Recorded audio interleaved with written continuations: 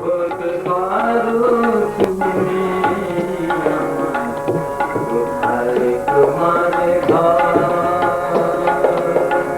কোথায় তোমার ঘর, জীবন কারিগর।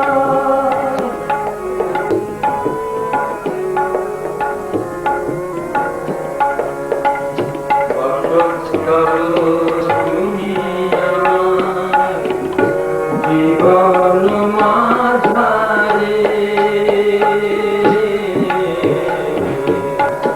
বসত করো তুমি আমায়, জীবন মাঝারে। তোমার হাতে তোমার আগে আলোক আঁধারে, তোমার হাতে তোমার আগে আলোক আঁধারে, তোমার হাতে তৈরি হলো, তোমার হাতে তৈরি হলো, তোমার হাতে তৈরি হলো, তোমার হাতে তৈরি হলো, নিখিল চরাচর জীবন কারিগর, বিশ্ব কারিগর। বলতে পারো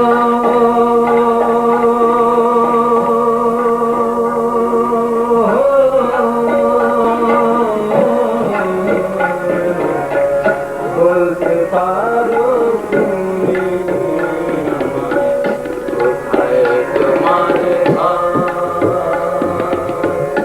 কোথায় তোমার ঘর।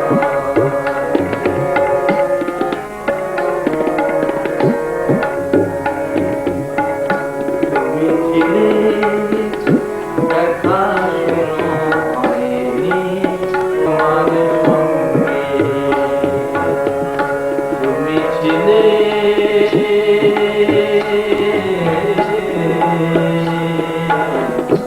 তুমি ছিলে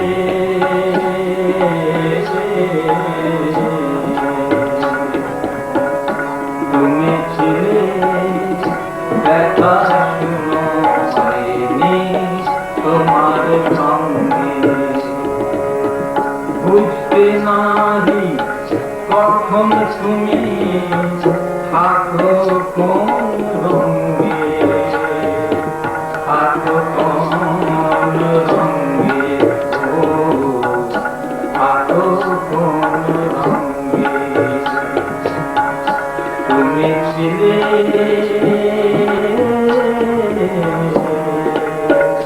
তুমি ছিলে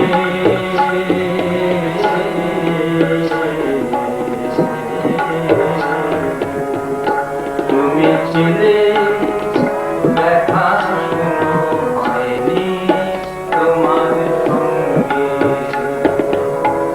বুঝতে নারি কখন তুমি থাকো কোন রঙে,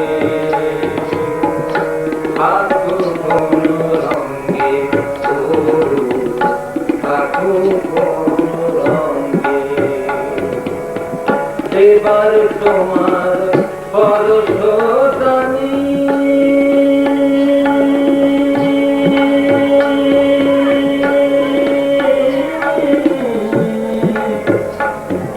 পরশ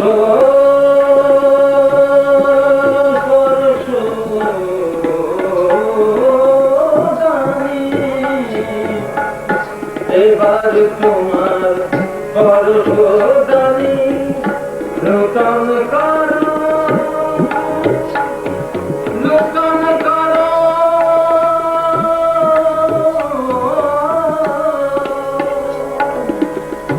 এবার তোমার পরশদানি নূতন করো, জীবনখানি অভয় বলে দাও, খুলে দাও,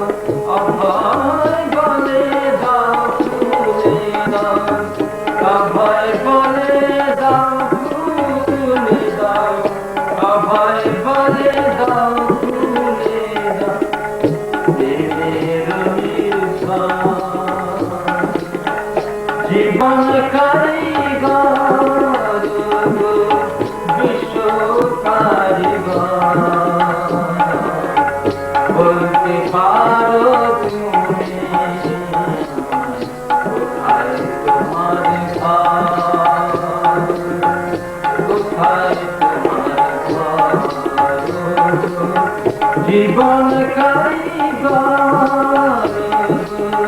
বিশ্ব কারিগর বলতে পারো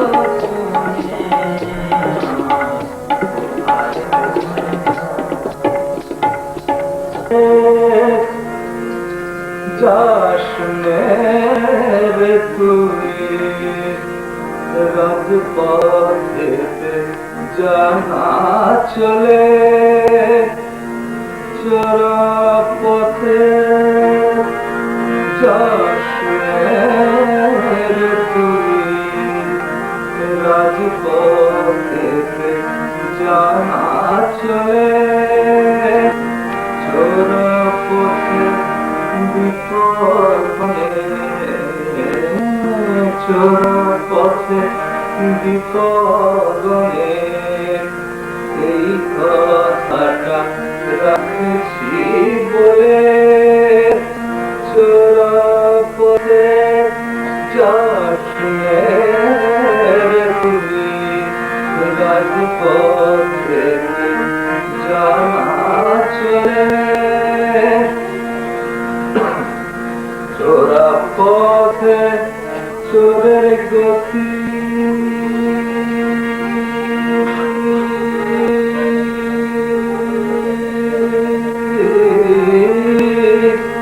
চোরা পথে পথে যায় ছন্ন মতি পথে ইতর ক্ষতি সরল পথে ইতর ক্ষতি দিনে গায়ে গন্ধ বলে চোরা পথে যাসনে তুই রাজপথে জানা চলে রাজার ছেলে পঠিস রে তুই রাজার দেশে বাস আলে আলোয় ভালোয় ভালোয় থাকবি বারো মাস রাজার ছেলে পঠিস রে তুই রাজার দেশে বাস আলে আলোয় ভালোয় ভালোয় থাকবি বারো মাস আনন্দে তোর অনেক দাবি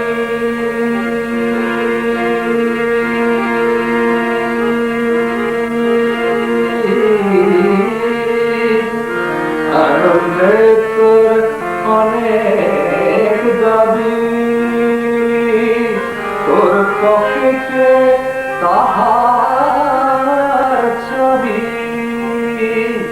আনন্দে তোর অনেক দাবি তোর পকেটে তাহার ছবি অভয় বলে থাকবি কবে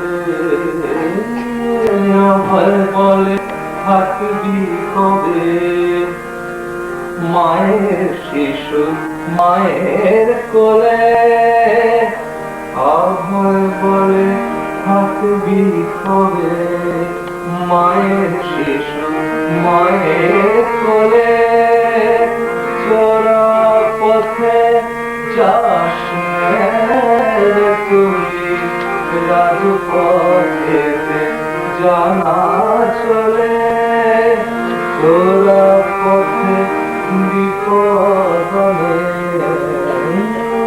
চোরা পথে বিপদে এই কথাটা রাখছি বলে চোরা পথে যাস তুমি রাজপথে জানা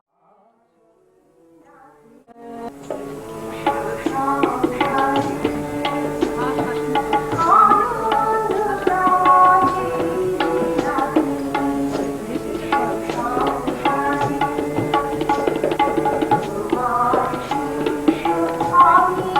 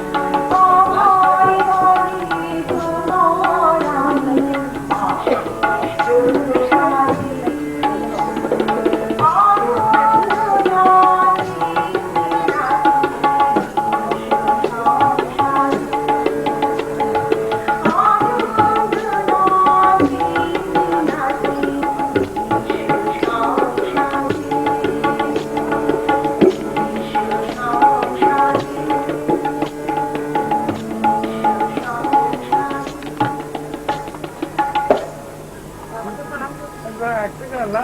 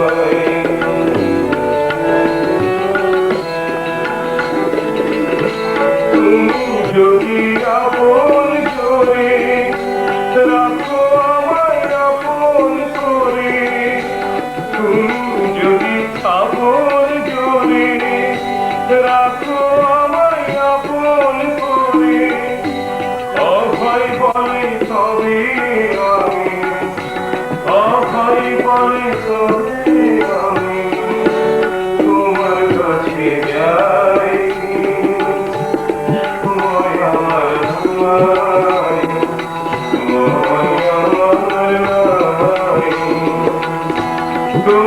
ভজন করার মতো তোমার ভজন করার মতো সময় কোথা পাই সময় আমার নাই সময় আমার নাই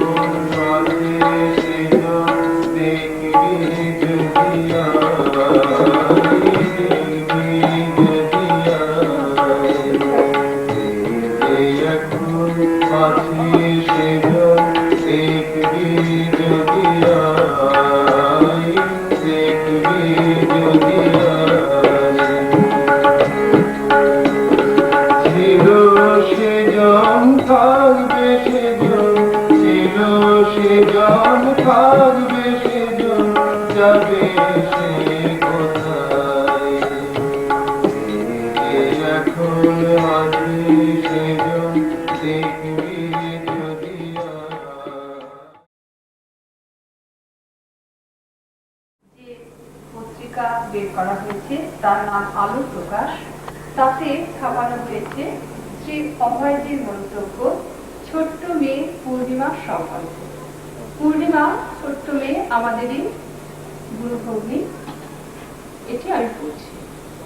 শ্রীমতী পূর্ণিমা দেবীর লেখা একখানি চিঠিতে আমি ভুল টুল সংশোধন করে আবার লিখছি, অর্থাৎ লেখাচ্ছি। শ্রীমতী পূর্ণিমা আমার একটি ছোট্ট মা, কিন্তু খুব ভালো মা। অনেক অনেক লোক দেখেছি, কিন্তু এই বয়সে এতখানি বুদ্ধি সম্পন্ন অথচ শিক্ষাবিহীনা এমন একটি ছোট্ট মেয়ে আমার চোখেই পড়েনি। পূর্ণিমার নাম দিয়েছি আমি পুনি। পুনি এক অদ্ভুত মেয়ে, শুধু একটা দিক দিয়ে নয়, অনেক দিক দিয়ে। ও এখনো প্রায় শিশু, বয়স কত হবে, খুব অল্প। ও এলে আমি ওকে জিজ্ঞেস করে নেব, হ্যাঁ রে তোর বয়স কত? ওর লেখা চিঠিখানা আমি এইবারে লিখছি। বানান ইত্যাদি সামান্য ভুল ঠিকঠাক করে নিয়ে আমার মা চিরন্তনীকে লিখতে বলেছি।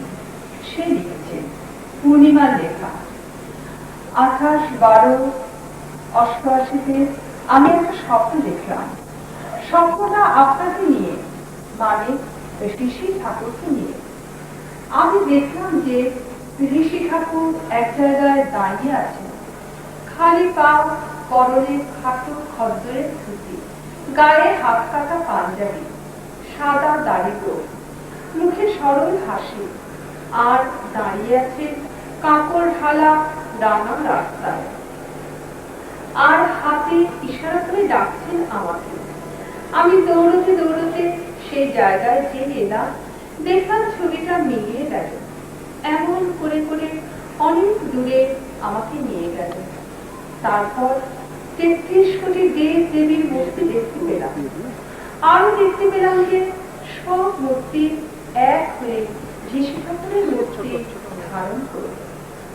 কিছুক্ষণ ধরে এই ছবি দেখতে পাচ্ছি।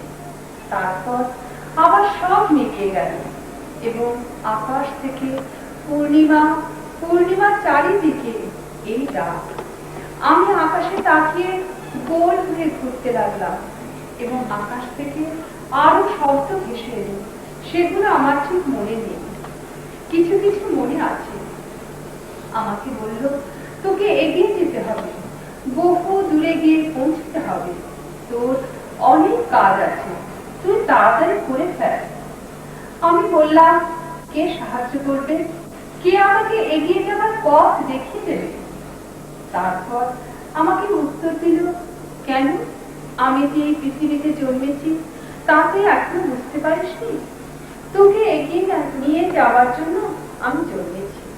তোর চিন্তা নেই, আমি কাজ সেরে তোকে আরো অনেককে নিয়ে যাব বহু দূরে। তারপর হঠাৎ ঘুমটা ভেঙে গেল। এই সব যদি কিছু বানান ভুল যায় ঠিক করে নেবে এবং আমার প্রণাম ও শুভেচ্ছা গ্রহণ করবে। আমি ভালো আছি, আপনি কেমন আছেন তা অতি শীঘ্রই চিঠিতে জানাবেন। আমি চিঠির আশায় রইলাম। ইতি আপনার ছোট্ট মা পূর্ণিমা দেবী। ৩০/১২/৮৮ সন্দেশ। ওর মতো একটা মেয়ের পক্ষে এবং যে পরিবেশের মধ্যে ওর জন্ম এবং যেখানে লালিত পালিত সবদিকে বিবেচনা করলে মনে হয় বাস্তবিক আশ্চর্য জীবনে সত্যি মনে হয়, মনে হয় না, সবাই মনে হয় বলে পরিবেশের মধ্যে জন্ম এবং লালন পালন সবটা লেখাপড়া শিক্ষা করছে, কোন রকমে শিখছে, সুবিধা অসুবিধার মধ্যে লড়াই করে চলছে। এখন জানি বেশি বলতে এখন ইচ্ছে করে না ওর অবস্থাটা, আরো ভালো করে বলতাম বন্ধু সামনে না ওর সেই অবস্থা আমি বলতে চাই না সকলের সামনে কি অবস্থায় আছে। এবং ওর আত্মীয় ছেলের সঙ্গে দেখা হয়েছিল, তাদের সঙ্গে দেখা হয়েছিল এবং ওর সঙ্গে মাঝে মাঝে দেখাই হয়। আমি সেটা বিশেষ ব্যাখ্যা করতে চাই, ইচ্ছে করি পাচ্ছে ও দুঃখ পায়, এই জন্যে সোজা কথা কারণ নেই, পাচ্ছে ও দুঃখ পায়, সেই জন্যে ব্যাখ্যা করতে চাই। এবং ও লেখাপড়া যা জিনিস শিখেছে অধিকাংশ রাজনৈতিক স্কুলটি আছে, সেই স্কুলে আমাদের একটি স্কুল আছে, সেই স্কুলের প্রসঙ্গ এসে গেল। আগে ভাবিনি বলবো বলে কিছু স্কুল আছে, স্কুলটি রাধু বলে যে মেয়েটি বসেছে ঠিক ওর পেছন দিকে তারই পরিচালনাতে চলছে, রাধুরই ইচ্ছা এবং চেষ্টা স্কুলটিকে এগিয়ে নিয়ে চলছে। ছোট্ট স্কুল ঠিক চলছে, তারই পরিচালনাতে চলছে। রাধুরই ইচ্ছা এবং চেষ্টা স্কুলটিকে এগিয়ে নিয়ে চলছে। ছোট্ট স্কুল ঠিক ক্লাস 4টি না, 4টি মাত্র ক্লাস, কিন্তু তার সত্যই অদ্ভুত চলেছে।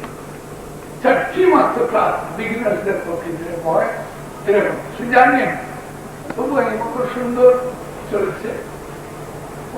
ওসব বিষয়ে আমি তেমন কিছু ভাবি না বলে বলিনি, বুঝো না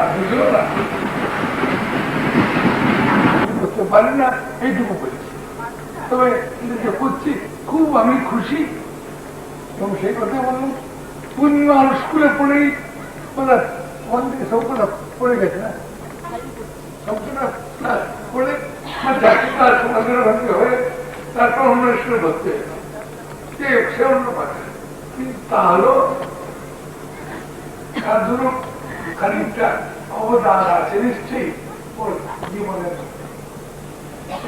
আমরা পূর্ণিমা মেয়ে দেখে ওর সামনে বলা উচিত কিনা তাও ভাবছি ওর সামনে বলা উচিত কিনা এটাও ভাব তো বলে ফেললাম ওর সামনে বলছি আর ঠান্ডা ঠোঁটে জানাচ্ছি আমার সামনে সামনে মুখোমুখি জানাই ভালো আমি বলছি এখনো বলছি ও যদি ঠিক পথে চলে নিশ্চয় খুব উন্নতি করবে কোনো সন্দেহ আছে জীবনে এমন একটা যতক্ষণ আমি দেখতে পেয়েছি আমার দিকে দিয়ে যত দেখবার দেখতে পেয়েছি পরে সামান্য বয়স ওর ভিতরে যেসব ভাব দেখেছে এবং যোগাযোগ করছে যেভাবে চলছে কিছুই নয় সেটা তবু আমি বলবো এইটি একদিন জীবনকে প্রকাশিত করবে আমাদের জাগরণ আনবে অনেকখানি এগিয়ে দিতে সাহায্য করবে এ বিষয়ে আমার কোনো সন্দেহ নাই গিয়েছিল একটু ভাষণ দিয়েছি অল্প কিছু নাই সেখানেও দেখেছি পারিপার্শ্বিক অবস্থার উপর নির্ভর করে কিরকম দেখায় কিরকম জমেছে মনে হয় সেটা পারিপার্শ্বিক অবস্থার উপর নির্ভর করে অনেক বিদ্যারা সব পানির দোক্তার কৌটো নিয়ে পানির সব পানির নিয়ে জাবর টাবর নিয়ে সব উঠে আর চতুর্থীর শুনে মাইকের এত জোর আমাদের ওরা খুব করছে বলছি খুব জমা করতাম তখন শুনছি বলছি কিন্তু ওরকম সভা আমি খুব কম হয় এটা ঠিক ওরকম ধরনের সভা কলকাতায় কম দেখেছি আমি এমন শুনেছি এটা ঠাকুরের বললাম বটে একদম সন্ন্যাসীর পক্ষে এরকম একটা সভাকে দাঁড় করানো এবং 1 মাস ব্যাপী বুঝলেন কি অবস্থা এরকম একটা বিরাট সভা 1 মাস ব্যাপী এবং চরম অবস্থাতে অন্তত 5,000 লোক তো পাঠি আর বেশি হবে 7,000-8,000 লোক 10,000 লোক হতে পারে এরকম বিরাট ভিড় হয় সুন্দর প্রতিদিন এরকম হয় ঈশ্বর যে কিভাবে কি করেন কিভাবে বলা যায় না কিভাবে সেগুলো পালিত হয় প্রত্যেক বছর পরে কিন্তু প্রত্যেক বছর আলো চলে মাইকও চলে কথাও হয় খোলো বাজে যাত্রা যাত্রাতেও আছে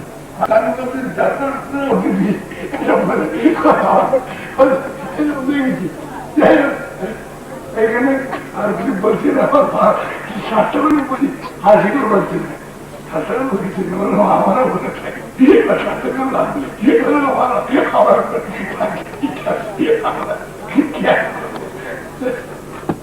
এইরকম কথা তাই আমি ঠিক করে বললাম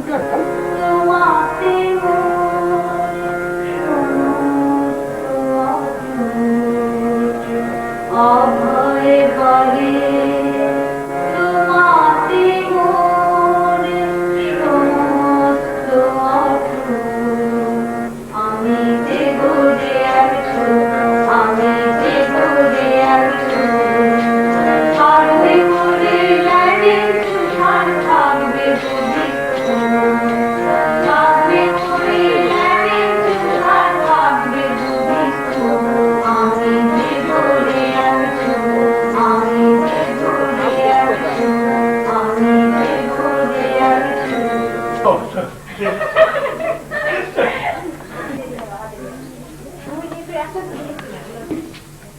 ভিডিও হয় সম্পূর্ণ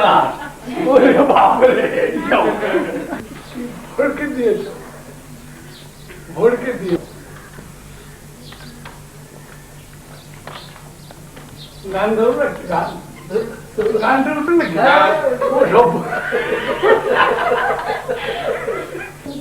গান করবো না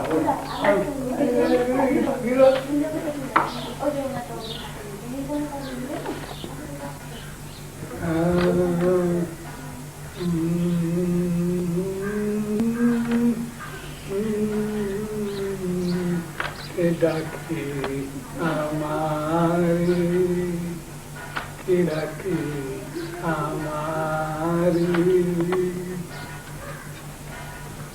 কে ডাকে আমারে কে ডাকে আমারে কে ডাকে আমারে কে ডাকে আমারে কে ডাকে আমারে কে ডাকে আমারে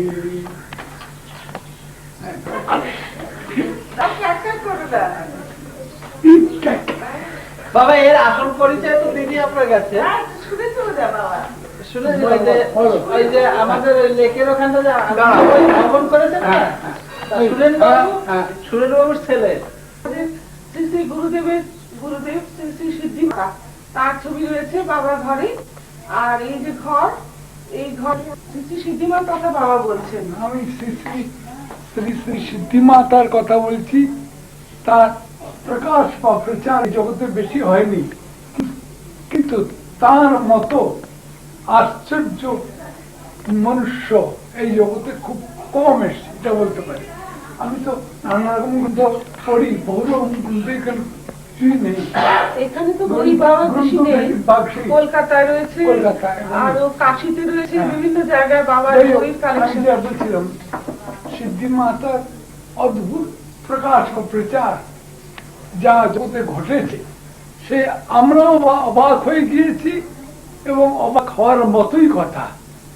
শ্রী শ্রী সিদ্ধিমাতা যশোর এক স্থানে জন্মেছিলেন।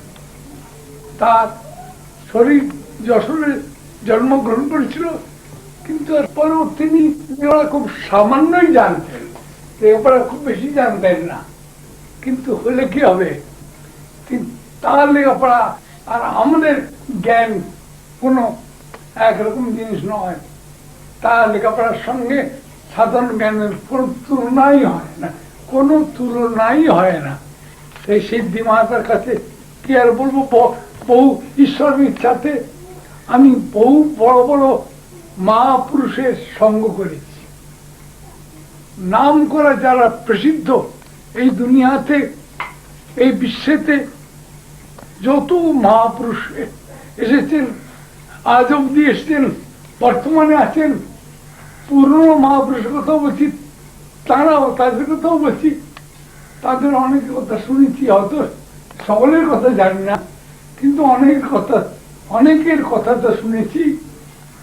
আর অনেকের কথা শুনলেও বলতে পারি আমার গুরু শ্রী শ্রী, আমার গুরু বলে বলছি না, কিন্তু আমার গুরু শ্রী শ্রী সিদ্ধিমাতার মতো একটা মহাপুরুষ আর দ্বিতীয় আমি পাইনি। হতে পারে, থাকতেও পারে, কে নেই কে আছে কি করে বলবো, বলতে পারি এরকম একজন, এরকম একটা জন আমি আর দেখতে পাইনি এই জগতে। তিনি এসেছিলেন, তার দেহেতে নানা রকম রেখা ফুটে উঠত, ময় হয়ে যেত, মুখমণ্ড জ্যোতির্ময় হয়ে যেত। তার দেহের মধ্যে কি আশ্চর্য ঘটনা ঘটত, যারা দেখে তারাই জানে। আমিও সামান্য কিছু একবার সুযোগ পেয়েছি, আমিও আমার এই ক্ষুদ্র জীবনে আমি সামান্য কিছু দেখবার সুযোগ পেয়েছি। তার দেহের ভেতর দিয়ে কত অলৌকিক প্রকাশ ঘটত, এই জগতে যেরকম ঘটতে পারে তাই কে জানে, কে জানতো এরকম যে ঘটতে পারে। বাস্তবে কি বলছি, আমি পরিষ্কার কথা বলছি, এরকম একটা মানুষ, এরকম একটি লোক, এরকম একটি আবির্ভাব এই জগতের মধ্যে যে আসতে পারে, আমার ধারণার বাইরে, একেবারে ধারণার বাইরে। আমি তাই তো তোমাদের সবার কাছে সকলের কাছে বলছি, শ্রী শ্রী সিদ্ধিমাতা যার শরীরের জন্ম হয়েছিল যশোর জেলাতে, তিনি শেষ জীবনে দীর্ঘকাল বহুকাল কাশীতে বাসনের মধ্যে প্রকাশ পেয়েছে।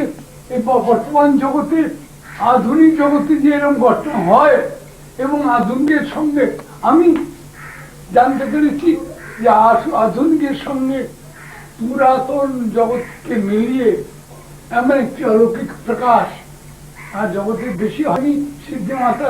সেই সূত্রে আমি জগতে আমি লোকের সেবা করবার জন্য এসেছি জগতে।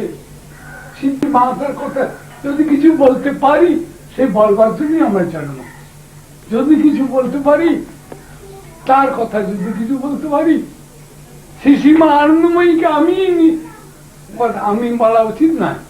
শ্রীসীমা আনন্দময়ী আমার কথাতে সিদ্ধি মাতার কাছে গিয়েছিলেন এক সময় লোককে সিদ্ধি মাতার কাছে গিয়ে খানিক্ষণ বসেছিলেন। সিদ্ধি মাতা একটা ছোট্ট চৌকির ওপর এই এক হাতের মতো উঁচু, তার চেয়েও কম, এক হাতের চেয়েও কম উঁচু এই চৌকির ওপর বসছিলেন। আন্নিমা মাটি দিয়ে বসছিলেন পুরস্কার বানায়, আমরা মাটিতে, আন্নিমা মাটিতে। তারপর কথাবার্তা হলো, আমার দীক্ষার প্রসঙ্গ হলো। সিদ্ধি মাতা বললেন অমুক দিন দীক্ষা হবে, এসো। মায়ের অনুরোধে দীক্ষা দিলেন। যা মনে হলো যেন মায়ের অনুরোধে দীক্ষার জন্য দীক্ষা বেশি লোক দিতেন না, একদম দিতেন। খুব কম লোকই দীক্ষা দিতেন, খুব কম লোকই দীক্ষা দিতেন। এটা মনে হলো আসলে সিদ্ধি মাতার ইচ্ছা অথবা পরম দেবতার ইচ্ছা যে আমার তার কাছে দীক্ষা হয়, সেই জন্য দীক্ষা হওয়ার আসল কথা এটা।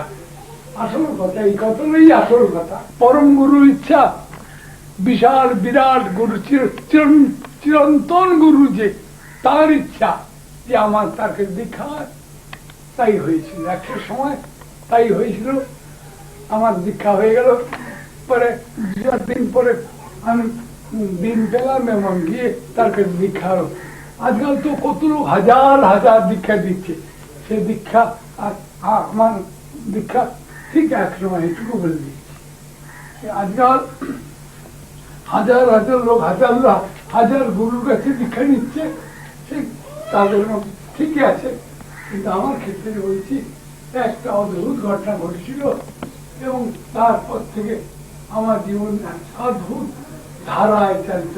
বলতে গেলে বলতে হয় আমি আমার সেই মুহূর্ত থেকে, যে মুহূর্তে দীক্ষা হয়েছিল সেই মুহূর্ত থেকে আমি আমার গুরুর দ্বারাই পরিচালিত। আমি আমার গুরুর ধারাতে আছি। আমি আর গুরুর হাতের পুতুল, তাও বলতে পারো। কেন গুরু জিনিসটাকে যে গু মানে অন্ধকার, রু মানে নিরোধক। তিনি অন্ধকার থেকে আলোতে নিয়ে যান, তার নাম গুরু। আসল গুরু এই কথা, তিনি অন্ধকার থেকে আলোকে পৌঁছে যান, নিয়ে যান, মানুষকে টেনে নিয়ে যান, আমাদের টেনে নিয়ে যান, তার নাম গুরু। এই গুরু জগতে কম আছে গুরু। তবে এই গুরু বলে স্বীকার করে নিলে তার ভিতরে গুরুর প্রকাশ হয়। এরকম ঘটেছিল একটা শুভক্ষণে। আমার গুরুদেব, যার কথা বলুন শ্রী সিদ্ধি মাতা, তার দর্শন পেয়েছিলাম, তার সঙ্গ পেয়েছিলাম, সামান্য অল্পদিন সঙ্গ পেয়েছিলাম। তার কিছু কিছু অলৌকিক বিবৃতিও দেখেছি এবং আজ আমি বলতে পারি আমি ধন্য যে এমন গুরুর কাছে গিয়ে পৌঁছেছিলাম এবং এমন গুরুর কাছে আশ্রয় পেয়েছিলাম। এটা ধন্য। শ্রী আনন্দময়ী আমাকে নিয়ে তার কাছে পৌঁছে দিয়েছিলেন, এটাও ঠিক। পৌঁছে দিয়েছিলেন, এটাও ঠিক।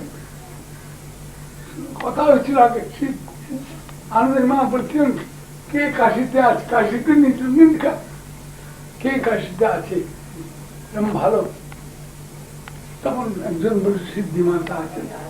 এইসব সূত্রে সিদ্ধিমার কাছে দীক্ষা লাভের সৌভাগ্য আমি লাভ করেছিলাম, একথা লাভ করেছিলাম। আজও সে তারই সূত্রে আমি চলেছি। তার সূত্র সেই আমার ধারাকে নিয়ে লাভ করে, এটা জেনে রাখবে। তুমি ছেড়ে দিও, তিনি তোমায় ছাড়বেন না। রিয়াল গুরু কাছে একবার আশ্রয় গ্রহণ করলে সত্যি যদি গুরু হয়, তুমি ছেড়লেও তিনি ছাড়বেন না। তিনি ছাড়তে জানেন না, তাই ছাড়বেন না। তিনি ছাড়বেন না কেন? তিনি ছাড়তে জানেন না, কি করে যাবে? তিনি ছাড়তে জানেনই না, ধরতে জানেন কিন্তু ছাড়তে জানেন না।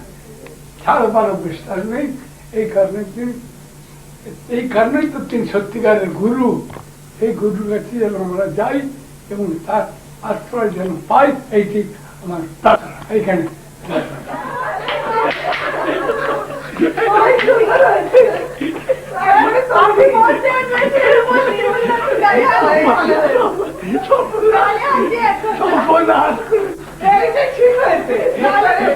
বাবার আসল ছবিটা উঠবে।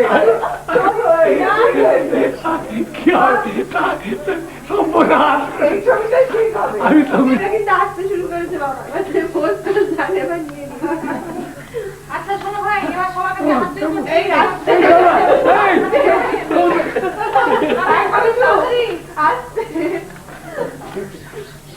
মা, এদিকে মা, চিরুনি, এদিকে কাণ্ড হচ্ছে।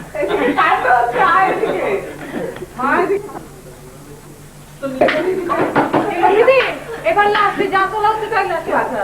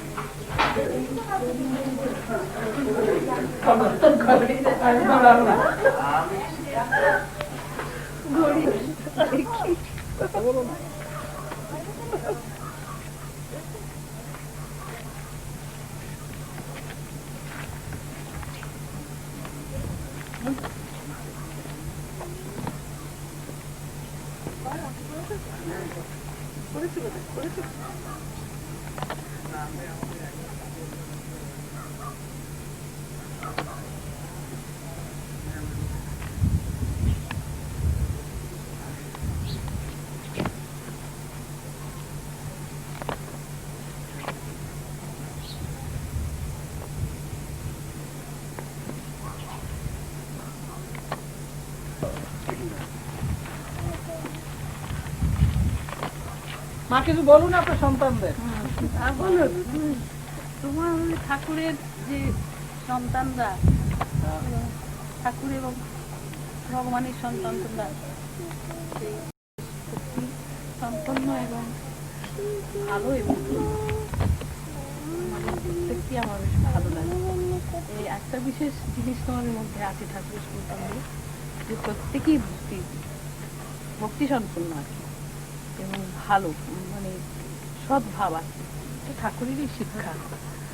তো সেই জন্য আমার তো অনেক ভালো, প্রত্যেকেই, কেউ কম নয়, গ্রাম বলো শহর বলো, প্রত্যেকে যে সন্তান হয়েছে সকলেই একটা সুন্দর ভাব। আমাদের একটু বেশি প্রশংসা করুন। এটা আমার খুব ভালো লাগে। আমরা তো গ্রামে পিছনে তো আছি, আমাদের আছেই। দেখতে পাচ্ছেন না তো। গ্রামে তো আছেই, গ্রামে তো আছেই না, যারা নতুন গ্রামেই সন্তান আছে, এটা হচ্ছে। আছেই তা বলবেন। হ্যাঁ, গ্রামে তো আছেই। গ্রামে তো করবেন না, গ্রামেই আছে। কলকাতা যাওয়া কলকাতা কি মাইনাস? Zero zero zero. সন্তান হচ্ছে। রবীন বাবা ঝগড়াটা কিন্তু একদম খুব খারাপ হচ্ছে, সামনাসামনি হয়ে যাচ্ছে। না মা, কলকাতা বেশি করে বলুন। এটা ঠাকুরেরই গুণ, এটা সেটা ঠিক স্বীকার করতে হবে। বম্বে তো বলছি।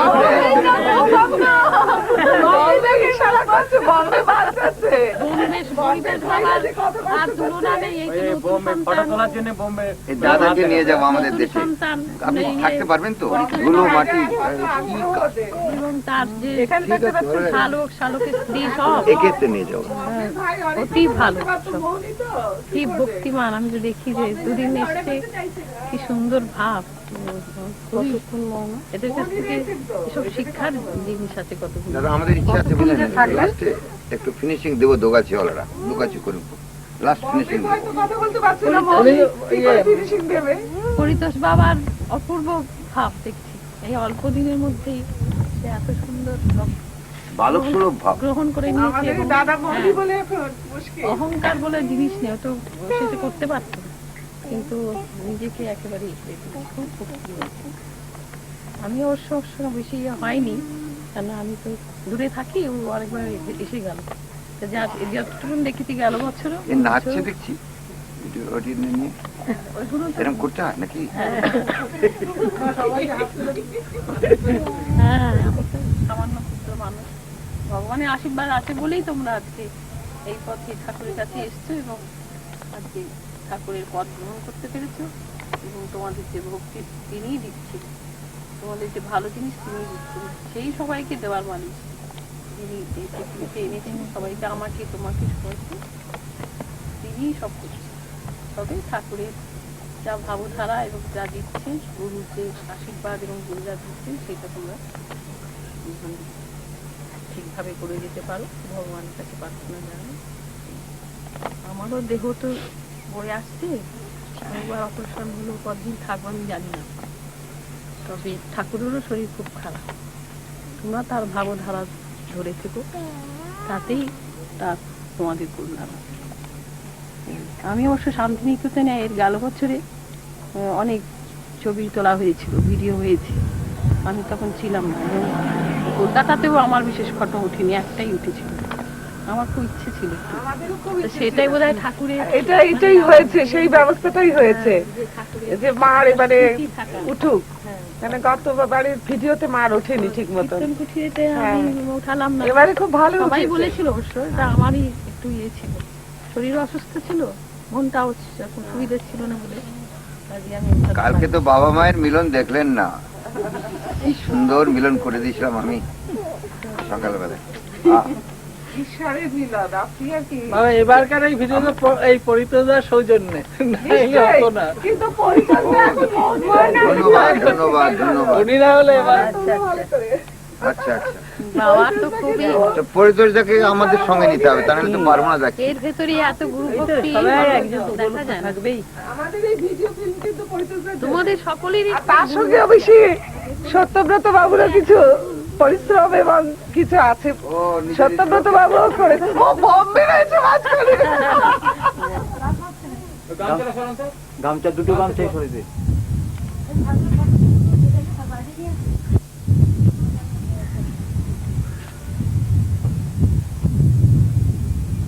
ওই কালারটা তো আসছে।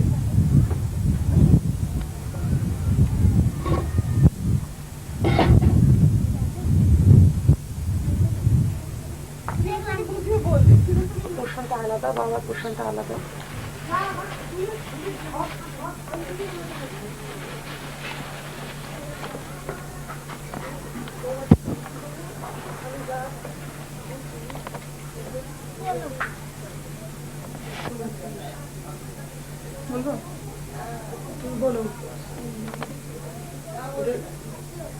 আমাদের এই শান্তিনিকেতনের কেন্দ্রটি বেশ কয়েক বছর হলো হয়েছে। আমাদের গুরুগণ অনন্তাদি এবং প্রজ্ঞাদি এই সংস্থার বিশেষ কর্মী, তারা দুজনই বহু বছর আগে এই জমিটা কিনে রেখেছিলেন। তারপরে ঠাকুরেরই ইচ্ছায় এই কবছর ধরে এখানে এই সেন্টারটি হয়েছে। এই যে আমরা এখানে ছবি তুলছি, আমাদের গুরুমা শ্রী শ্রী যমুনা দেবী এখানে বসে আছেন, তারই সামনে আমরা কয়েকজন বসছি। মা যখন আসেন আমাদের গুরুমা, তখন এই যে খাটে শুয়ে আছেন এই ঘরেই থাকেন, কখনো পাশের খাটেও থাকেন। আর জন্মোৎসবে এখন আমাদের অনেক ভাই বোনরা এসছে, বহু ভাই বোনের ছবিও এখানে তোলা হয়েছে। আর এই যে মেয়েদের বিল্ডিং, আস্তে আস্তে আমরা এর আগে অনেক রকম পরিস্থিতিতে আমরা কাটিয়েছি, দিনকে দিন এখন সামনে বারান্দাও সিমেন্ট হয়েছে, আস্তে আস্তে এই মাটির বাড়িতেই ক্রমেই উন্নতি হচ্ছে। আর এই সংস্থাতে আমাদের শান্তিনিকেতনের যে কাজ চলেছে, এখানকার বহু জ্ঞানীগুণী ব্যক্তি বাবার কাছে আসেন, ঠাকুর শ্রী অভয়জির কাছে এবং আমাদের মার কাছে। এই উৎসবে বহু লোক এসছেন, আজকেও আমাদের অনুষ্ঠান চলেছে। এখন 9টার পর থেকেই বিশেষ অনুষ্ঠান চলবে ওদিকে, বাবা অবশ্য কিছুক্ষণ পরেই যাবেন। আর প্রতিদিন এখানে বাবা যখন থাকেন তখন সান্ধ্য অনুষ্ঠান হয়, আর সকালবেলাও যখন জ্ঞানীগুণী ব্যক্তিরা আসেন তখন কখনো গান, কথা, কিছু লেখা প্রবন্ধ সব চলতে থাকে। আর এই বারান্দায় বাবাও মাঝে মাঝে আসেন, আমাদের ভাইরাও আসেন, এখন তো বহু লোকই রয়েছে। তাছাড়াও আর মা যখন আসেন, মা এই ঘরেই থাকেন। আর ওপরে ঘরে বাবার যে পাশে যে বাবার বিল্ডিং, সেখানে বাবার বিল্ডিং এর ওপরে যে বিল্ডিং হয়েছে বাবার জন্য, সেখানে বাবা লেখাপড়া এবং কাজ করেন। কটা পাশেই হচ্ছে বাবার ঘর। আর এই আমাদের সংস্থাতে আমরা যে আপনারা আমাদের মাকে দেখছেন, যখন প্রথম বাবা কাজ আরম্ভ করেছিলেন তখন কিন্তু এই সংস্থায় আমরা মার সঙ্গে থাকিনি, মাই এই সংস্থার কাজে কিন্তু বহু সাহায্য করেছেন। আর আমাকে তোমরা কোন শিল্পীকে নিয়ে এসছো? এত সুন্দর গান সবার ভালো লেগেছে। আমার কথা আমি এখানেই শেষ করছি। 8,000-এর উপরে।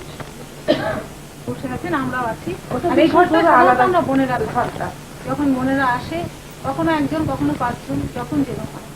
কলকাতা থেকে আর যখন এখানেই এখন তো উৎসব, এখন তো প্রচুর বোনদের দেখছেন, কিন্তু এমনও হয় এক এক সময় যে আমরা এখানেই বসে আমাদের লেখাপড়ার কাজ করি, গান করি, সাধন ভজন কাজ। এই ঘরটা আমাদের মেয়েদেরই জন্য। আর এর পাশেই একটা ঘর আছে, সেটা হচ্ছে আমাদের রান্নাঘর। এই শান্তিনিকেতন আলোকরণী কেন্দ্রের রান্নাঘর। এখানেই বাবার রান্না এবং আমাদের সকলের রান্না হয়।